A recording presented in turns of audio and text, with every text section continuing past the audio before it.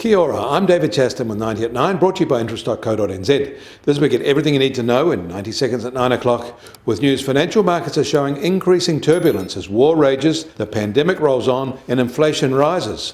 A risk-off mood is developing again.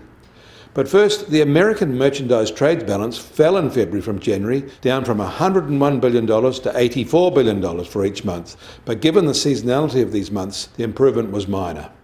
A year ago, in February, the deficit was almost $70 billion. But this increase is really just a reflection of strong domestic demand from a booming economy there. The rise in both retail and wholesale inventories can also be attributed to the same demand strength, but also the growing pressures on supply chains is adding new bulk to these reserves. We're talking 10 to 20% bulking up here, and more than just inflationary effects. The latest Shanghai lockdowns will accentuate that. And supply chain stress is a common conversation point, and the new Shanghai lockdown is getting most of the attention. But we should also note that there is a potential US West Coast dock workers strike and a new immediate upcoming threat, possibly stranding ships until it's resolved and throwing shipping schedules into new chaos. The US administration has proposed a $5.8 trillion annual budget, equivalent to about 23% of US economic activity.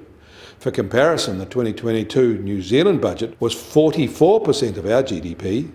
The US deficit is expected to be $1.15 trillion in the budget year, down from $2.8 trillion in the final Trump year.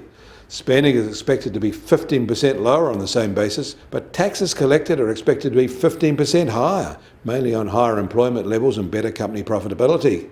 But the ultra-wealthy will be expected to pay more, in fact pay something. In China, the Pudong area of Shanghai has gone into lockdown and mass testing mode, and that includes their financial centre. In Australia, all eyes there are on the election budget to be released later today. It will undoubtedly be expansionary and inflationary, and that in turn may require the RBA to bring forward its rate hike plans. Already bond yields have jumped there on that expectation, self-fulfilling in many ways because higher interest rates will swell their budget deficits. Eyes will be on the assumptions their government will be using for this budget. Too rosy will undermine its credibility and cause rates to rise even faster.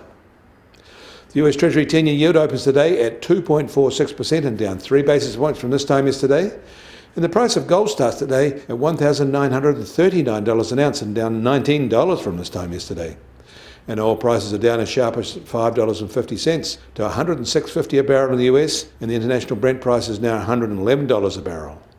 And the Kiwi dollar will open today more than 0.5% lower from this time yesterday at 69 US cents. Against the Australian dollar, we're down similarly to 92.1 Australian cents, against the euro to 62.7 euro cents. That all means our trade-weighted index starts today at just on 74.4, having given up all the gains of the past week. We welcome your feedback. Leave a comment below or on our website. Kia ora, I'm David Chaston. That was 90 at 9, brought to you by interest.co.nz.